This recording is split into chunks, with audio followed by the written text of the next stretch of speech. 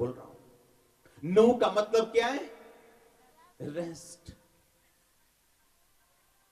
No का मतलब क्या? रेस्ट। क्या कह रहे परमेश्वर करने के लिए आपको? रेस्ट।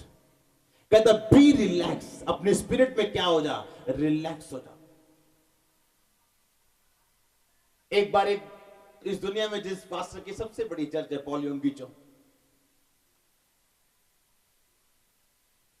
वो प्रार्थना कर रहे थे काफी महीनों से कि परमेश्वर मैं झुग्गी में रहता हूं और मैं झुग्गी में रहता हूं और मेरे पास कोई आशीष नहीं है, और लोग क्या कहेंगे कि मैं तेरी सेवा करता हूं, मेरे पास कोई आशीष नहीं। उस व्यक्ति को परमेश्वर ने टीबी से आजाद किया था। वो टीबी जो लास्ट स्टेज पे थी और वो मरने वाला था, और जब परमेश्वर ने उसे छुड़ाया, उसने अपनी जिंदगी प्रभु को दी और सेवा करने का फैसला किया।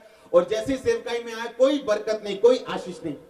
और परमेश्वर एक दिन प्रार्थना करना कि परमेश्वर मुझे ये चाहिए, मुझे एक कुर्सी चाहिए, मुझे एक साइकिल चाहिए और मुझे एक मेज चाहिए।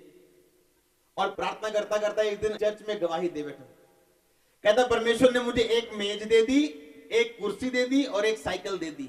वो बहुत पुरानी बात है, उन दिनों में साइकिल की बड़ी वैल्यू होती थी। सुनो सुनो ध्यान से। कुछ शरारती लड़के बैठे थे चर्च में। जब चर्च खत्म हुई, उन्होंने कहा पास्टर जी हम आपकी वो साइकिल, वो कुर्सी, वो मेज देखना चाहते हैं, हमको दिखाओ जरा। वो शॉक्ड हो गया, वो हैरान हो गया। कहता अब मेरी बेइज्जती हो जाएगी। उनको घर लेके जा रहा है और रास्ते में सोच रहा है कि परमेश्वर, ना मेरे घर में साइकिल है, ना मेज है, ना कुर्सी है, ये लोग मेरी हंसी उड़ाएंगे, मेरी सेवकाई खत्म कर देंगे। जब वो घर में गया, उन्होंने कहा कहाँ है मेज कुर्सी, कहाँ है आपकी साइकिल? कहता जब एक औरत प्रेग्नेंट होती है तो क्या बच्चा उसकी गोद में आ जाता दूसरे दिन, दूसरे महीने, कितने महीने लगते हैं? कहता मैं प्रेग्नेंट हूं। कहता मैं प्रेग्नेंट हूं। कहता सामने नजर नहीं आ रहा पर मैं प्रेग्नेंट हूं। उन लड़कों ने जाके शोर मचा दिया पूरी चर्च में, पास्टर प्रेग्नेंट है साइकिल से, पास्टर प्रेग्नेंट है मेज से, पास्टर प्रेग्नेंट है, पास्टर की डिलीवरी होगी। आज वो पास्टर दुनिया का सबसे बड़ी चर्च को चलाने वाला पास्टर। हालेलुया। मैं आपको बता रहा हूं कि जब आप इस चर्च में आए, परमेश्वर का आत्मा बार बार मुझे बोलता है कि इनको बता, इनके केस हल हो चुके हैं। अब आप इसको समझे चाहे ना समझे, कईयों की डिलीवरी लेट हो जाती, कईयों की डिलीवरी टाइम पे होती। आपकी चाहे लेट हो चाहे टाइम पे होगी जरूर यीशु मसीह के नाम में।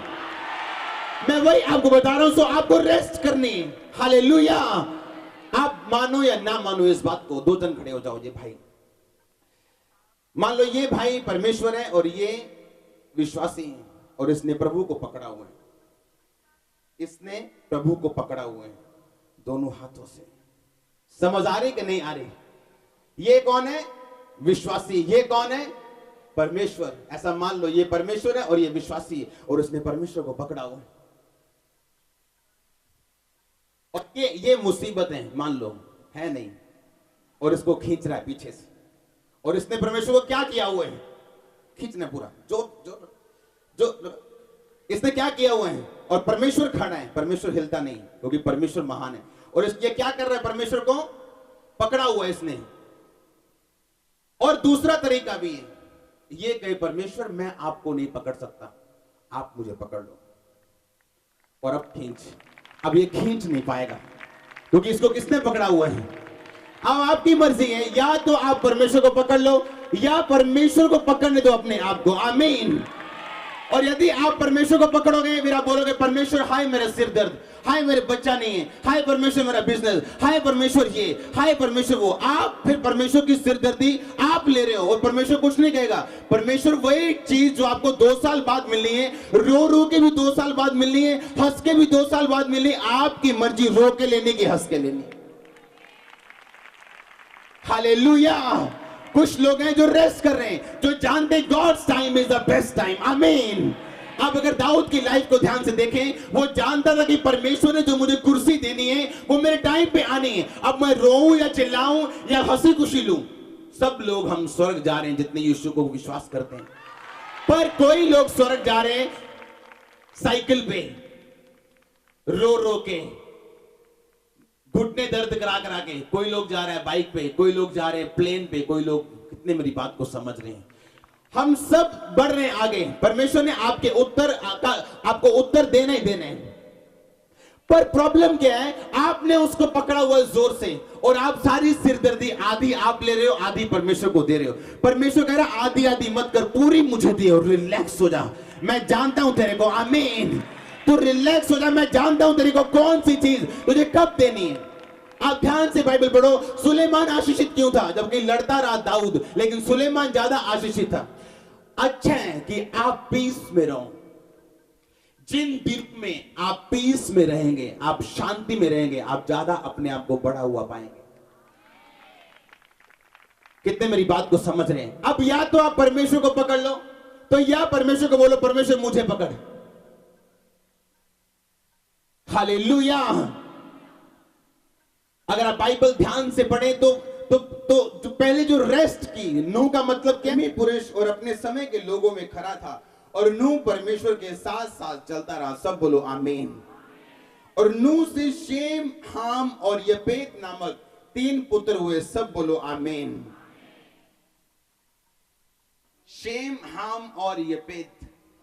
शेम का मतलब बड़ा नाम, हाम का मतलब हेल्थ, हेल्दी, और यपेत का मतलब एक्सपेंशन। एक्सपेंशन का मतलब क्या?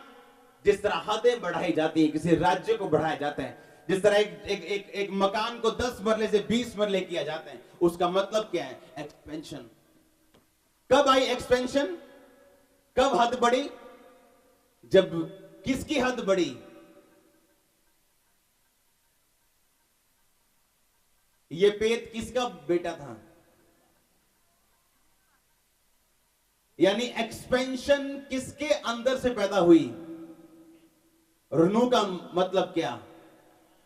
यानी जो बढ़ना है वो किसके अंदर से पैदा हुआ? रेस्ट के अंदर से। आपको ग्रेटेस्ट जो कैरेक्टर है बाइबल में, जो सबसे बड़े कैरेक्टर, सबसे बड़े जो बाइबल में व्यक्ति आपको मिलेंगे, अगर आप डैनियल का नाम लो, जब उसे पकड़ा गया था, राजा ने कहा था अब तुझे हमारे हिसाब से चलना पड़ेगा। एक टाइम पर भी उसने अपने रेस्ट को खोया नहीं, अपने पीस को खोया नहीं, अपनी शांति को खोया नहीं, क्योंकि वो जानता था कि वो जहां पे भी जा रहा है, परमेश्वर जिस रास्ते से भी उसको लेके जा रहे हैं, ये परमेश्वर का प्योर प्लान है उसकी लाइफ के लिए। हालेलुया। जब आप अपने पीस को नहीं खोते, अपनी शांति को नहीं खोते, आप बने रहते अपनी शांति में, ये जानते हुए कि कुछ भी परमेश्वर के कंट्रोल से बाहर नहीं है। आमीन। कोई भी चीज परमेश्वर के कंट्रोल से बाहर नहीं है, सब कुछ परमेश्वर के कंट्रोल में, और परमेश्वर जो भी हो रहा है सब कुछ देख रहे हैं। आप डैनियल को देखो, उसका नाम बड़ा था, लोग उसे जानते थे कि वो डैनियल, देखो इसको सपनों का अर्थ बताना आता है, परमेश्वर का उत्तम आत्मा एक इसमें रहते हैं। डैनियल का नाम बड़ा था, जिस तरह नूह के पहले बेटे का नाम का मतलब था बड़ा नाम, उसी तरह डैनियल का उसी तरह बड़ा नाम था। और बड़ा नाम का किस चीज से निकला? रेस्ट से। आमीन। अगर आप बड़ा नाम चाहते हो, रेस्ट करना जरूरी है। रेस्ट मतलब शारीरिक रेस्ट नहीं, रेस्ट मतलब परमेश्वर के ऊपर पूरे विश्वास को रख के ध्यान रखना अपने आत्मा का, और रेस्ट और रिलैक्स करना कि सब कुछ परमेश्वर के अंडर कंट्रोल है, कुछ भी परमेश्वर के कंट्रोल के बाहर नहीं, कोई चीज लेट नहीं है, कोई चीज जल्दी नहीं है, सब कुछ परमेश्वर के हाथों में। आमीन। डैनियल का नाम बड़ा था, लेकिन कारण क्या था नाम बड़े का? क्योंकि उसकी आत्मा रेस्ट में थी, पीस में थी। जिस तरह दूध छुड़ाया लड़का अपनी माता की गोद में रहते हैं, उसी तरह मैंने अपने मन को शांत कर लिया परमेश्वर की गोद में, परमेश्वर के हाथों में। अपने पड़ोसी को बोलो रेस्ट कर, रिलैक्स हो जा। आमीन। रिलैक्स हो जा, अपने पड़ोसी को बोलो। परमेश्वर जिसने आपको पैदा किया वो जानता है कौन सी प्रॉब्लम है आपको और किस तरह से वो आपको आगे लेके जाएगा। आपकी लाइफ की बिगेस्ट टेस्टिमनी उस दिन आएगी जिस दिन आप रिलैक्स हो जाओ। मैं आपको सच कह रहा हूं, बहुत ज्यादा कॉन्शियस है कई लोग, बहुत ज्यादा ध्यान कर, हाय मेरा ब्याह नहीं होया, हाय मैं बत्तियां दा हो गया, हाय मैं दिया दा, हाय हाय हाय, सारा दिन एक ही प्रॉब्लम, एक ही चीज, प्रार्थना इसी चीज के लिए, हाय हाय हाय हाय। आप रेस्ट में नहीं हो, आपकी बातें बयान करती हैं। हालेलुया। आपका बिगेस्ट मिरेकल आपकी लाइफ में आने वाला यीशु मसीह के नाम में। ये प्रोफेसी, ये आपका आमीन छोटा है। मैंने कहा आपका बिगेस्ट मिरेकल आप अपनी आंखों से पैदा होते देखेंगे यीशु मसीह के सामर्थ्य नाम में। क्या आप विश्वास करते हैं परमेश्वर आपसे बात कर रहे हैं? मैंने कहा जब आप चर्च में आए थे, आप विश्वास करो ना करो, जो कुछ आपको चाहिए आपके स्पिरिचुअल पेट में, आपके गर्भ में आ चुके हैं। आप उसे पैदा होते देखेंगे यीशु मसीह के सामर्थ्य नाम में। मैं नहीं जानता 1 महीने में, 1 साल में, 10 साल में आप उसे देखेंगे, इसी चर्च में गवाही देंगे यीशु मसीह के सामर्थ्य नाम में। आपको रेस्ट करनी है, आपको बिलीव करना है कि परमेश्वर ने मुझे पैदा किया है। मेरा काम सिर्फ प्रार्थना करना है, मेरा काम सिर्फ रेस्ट करना है, बाइबल पढ़ना है, अपनी आत्मा का ध्यान रखना है। आमीन। जब आप चर्च में आए, मैं बार बार परमेश्वर का आत्मा बोलता है इन लोगों को, बोल इनके केस हल हो चुके हैं, इनके केस हल हो चुके हैं। आप जानते हैं बार बार सुनता अपने कानों में परमेश्वर की आवाज को कि बोल इनको, इनके केस हल हो चुके हैं। आप चर्च में आज केस हल कराने के लिए नहीं आए हो, आप बढ़ने के लिए आए हो। मैं आत्मा में कैसे बढ़ूं? हालेलुया। प्रोफेटिक हमारी मदद करता है आत्मा में बढ़ने के लिए। मैंने आपको आते ही बोला आपने जापान और बुल्गारिया के लिए, यूरोपियन देश के लिए प्रार्थना करनी है आपने। आप जानते हैं अफ्रीका में सामर्थ ज्यादा क्यों है? बड़ी बड़ी चर्चें अफ्रीका में क्यों हैं? वो लोगों ने क्या खास परमेश्वर को रिश्वत दी है? नहीं, वहां पे विकेटनेस ज्यादा है, दुष्टता ज्यादा है वहां पे। आपको इंडिया में कभी भी इंसान का मांस नहीं मिलेगा खाने के लिए। मिलेगा क्या?